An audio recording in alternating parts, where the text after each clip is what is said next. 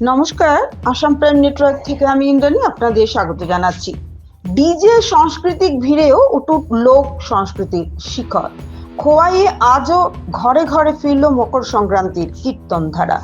সময়ের স্রোতে বদলে যাচ্ছে উৎসবের রং ও রূপ। বইমেলার মঞ্চ থেকে সরস্বতী বন্দনা, আবার তার পাশেই ডিজে সাউন্ডের তালে উচ্ছ্বাস। এই দ্বৈত বাস্তবতার মধ্যেই দাঁড়িয়ে আছে আজকের সমাজ।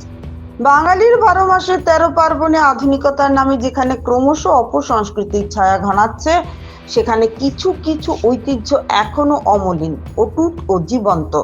বুড়িঘর আর মকর সংক্রান্তি তারই উজ্জ্বল উদাহরণ। ত্রিপুরা রাজ্যে এই ঐতিহ্যবাহী উৎসবগুলি সামাজিক ও সাংস্কৃতিক গুরুত্ব আজও কমেনি।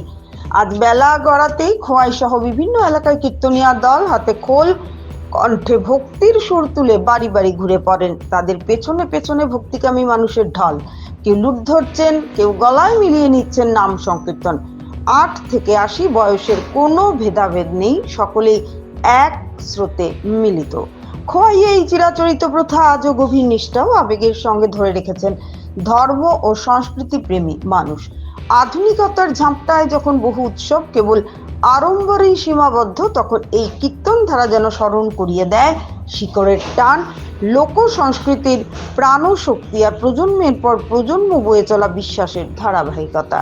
ত্রিপুরা থেকে গোপাল সিংহের রিপোর্ট, আসাম প্রাইম নেটওয়ার্ক।